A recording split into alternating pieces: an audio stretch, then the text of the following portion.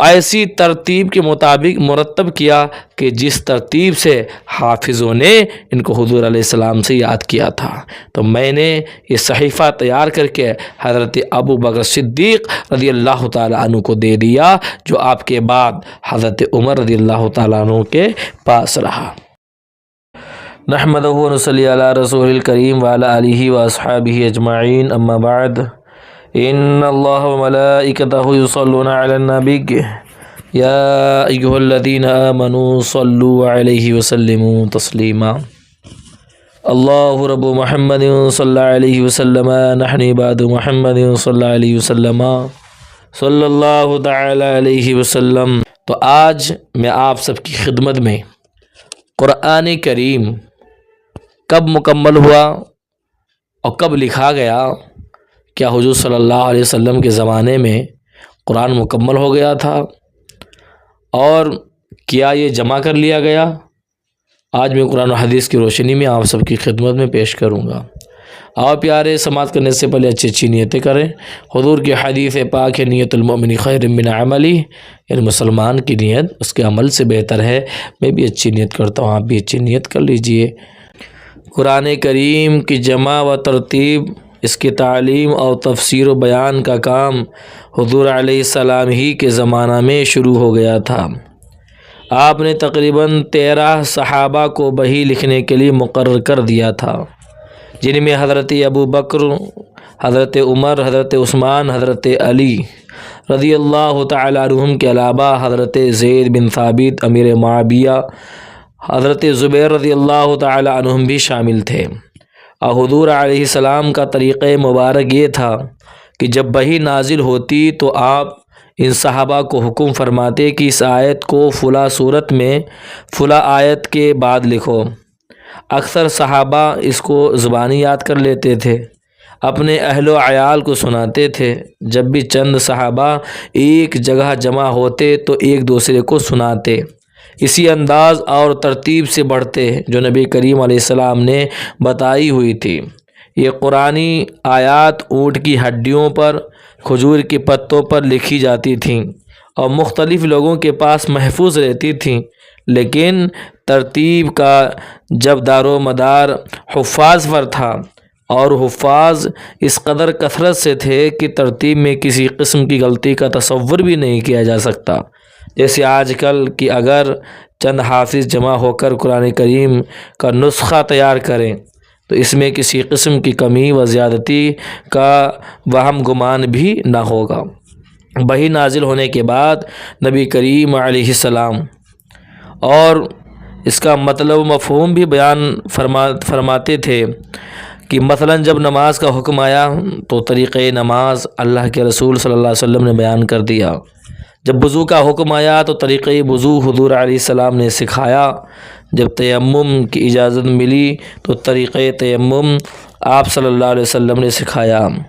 پورے قرآن کریم کی تفسیر اور اس کی وضاحت خود نبی کریم علیہ السلام کرتے تھے، زبانی طور پر بھی اور عملی طور پر بھی۔ آپ کا ہر ارشاد، ہر عمل تفسیر قرآن ہی ہوا کرتا تھا، جس کو ہم حدیث کہتے ہیں۔ یہی قرآن کی تعلیم تھی، اور اسی کے لیے آپ نے ہجرت کے بعد مدینہ منورہ پہنچتے ہی جامعہ قائم فرما دیا تھا، جس کو ہم جامعۃ الصفہ یا صفہ یونیورسٹی کہتے ہیں۔ یہ ایک عام بات ہے کہ نبی کریم علیہ السلام نے قرآن کی جمع و ترتیب اور اس کے حفظ و تعلیم پر پوری توجہ فرمائی، اور صحابہ نے پورے جذبہ، شوق و ذوق کے ساتھ اس کام کو پورا کیا۔ صفہ یونیورسٹی کے طلباء کا حال اور حدیث سیکھنے کے شوق، اس کی مصروفیت کے سبب انہیں معاش حاصل کرنے کا خیال تک نہ آتا تھا۔ بہرحال قرآن کریم کے جامع اول، معلم اول، مفسر اول خود نبی کریم علیہ الصلاۃ والتسلیم ہیں۔ آپ کی ترتیب قرآن لوح محفوظ کی ترتیب کے عین مطابق ہے، اور آپ کی تفسیر قرآن مرضی الہی کے عین مطابق ہے کیونکہ وما ينطق عن الهوى ان هو الا وحی یوحی، اور وہ رسول تو اپنی خواہش سے بولتا ہی نہیں، اور اس کا بولنا نہیں ہے مگر وحی کے مطابق جو اس کی طرف کی جاتی ہے۔ نبی کی کسی بات پر شک و شبہ نہ کرنا، کیونکہ ان کی ہر بات وحی الہی ہوتی ہے۔ جو کچھ وہ بتاتے ہیں خدا ہی کی طرف سے ہوتا ہے، جو کچھ سکھاتے ہیں خدا ہی کی طرف سے ہوتا ہے۔ نبی کو خدا نے اس لیے مبعوث نہ فرمایا کہ بس وہ خدا کا کلام پڑھ کر سنا دیں پھر امت کا اس سے تعلق ہی نہ رہے، بلکہ خدا نے اپنی کتاب کا معلم بنا کر مبعوث فرمایا۔ یتلو علیہم آیاتہ ویزکیہم ویعلمہم الکتاب والحکمہ، وہ رسول انہیں اس کی آیتیں پڑھ کر سناتا ہے اور ان کے دلوں کو پاک رکھتا ہے اور انہیں کتاب و حکمت سکھاتا ہے۔ خدا چاہتا تو دین کی ہر چھوٹی بڑی بات اپنی کتاب میں بیان فرما دیتا، لیکن ایسا نہیں ہوا، کیونکہ خدا کی مرضی یہی ہے کہ امت ہمیشہ نبی کی محتاج رہے۔ اس میں شک نہیں کہ قرآن کی حقیقی تفسیر وہی ہے جو نبی کریم علیہ السلام نے خود کر دی، اور قرآن کی جمع و ترتیب کا دور اول وہی ہے جو نزول قرآن کا دور ہے۔ 23 سال کہ اس دور میں جس قدر کام ہوا اس سے زیادہ ممکن نہ تھا۔ بقیہ کام کی تکمیل ان حضرات نے کی، جن کے طریقہ کو اپنانے کا حکم خود صاحب قرآن صلی اللہ علیہ وسلم نے دیا، کیونکہ ان کا طریقہ آپ کے طریقہ سے علیحدہ یا مختلف ہو ہی سکتا ہے۔ اس لیے سرکار نے فرمایا علیکم بسنتی و سنت الخلفاء، تم پر لازم ہے کہ میری اور میرے خلفاء کی سنت پر عمل کرو۔ حضور علیہ السلام کی دنیا سے تشریف لے جانے کے بعد آپ کے پہلے خلیفہ حضرت ابوبکر صدیق نے اسلام کی دوسری خدمات کی طرح خدمت قرآن کی طرف بھی توجہ فرمائی، اور حضور علیہ السلام کے کاتب وحی جناب حضرت زید بن ثابت رضی اللہ تعالیٰ عنہ کو انجام دینے کا حکم دیا۔ حضرت زید رضی اللہ تعالیٰ عنہ نے بیان کیا کہ یہ کام اگرچہ بہت دشوار تھا، لیکن میں نے بڑی محنت سے اس کو انجام دیا۔ صحابہ کرام کے پاس حضور کے پھٹوں اور پتھروں ہڈیوں پر لکھی ہوئی آیات قرآنی کو جمع کر لیا اور حافظوں کی مدد سے ایسی ترتیب کے مطابق مرتب کیا کہ جس ترتیب سے حافظوں نے ان کو حضور علیہ السلام سے یاد کیا تھا۔ تو میں نے یہ صحیفہ تیار کر کے حضرت ابوبکر صدیق رضی اللہ تعالیٰ عنہ کو دے دیا، جو آپ کے بعد حضرت عمر رضی اللہ تعالیٰ عنہ کے پاس رہا۔ شہادت کے وقت ام المومنین حضرت حفصہ رضی اللہ تعالیٰ عنہ نے اس کو محفوظ کر لیا۔ حضرت علی رضی اللہ تعالیٰ عنہ نے فرمایا خدمت قرآن کا سب سے زیادہ اجر حضرت ابوبکر صدیق رضی اللہ تعالیٰ عنہ کو ملے گا، کہ وہی پہلے شخص ہیں جنہوں نے قرآن کریم کو کتابی صورت میں جمع کرایا۔ سبحان اللہ۔ حضرت ابوبکر رضی اللہ تعالیٰ عنہ کے بعد حضرت عمر رضی اللہ تعالیٰ عنہ کا دور خلافت، چونکہ اسلامی فتوحات کا دور رہا، اس لیے وہ اپنی بے حد مصروفیات کے باعث قرآن کریم پر مزید کوئی کام نہ کر سکے۔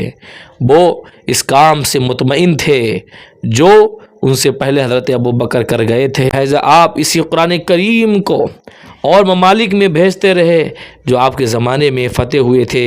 پھر تیسرے خلیفہ حضرت عثمان غنی رضی اللہ تعالیٰ عنہ اشاعت قرآن اور اس میں کمی و زیادتی کے امکان کو ختم کر دینے پر توجہ دی۔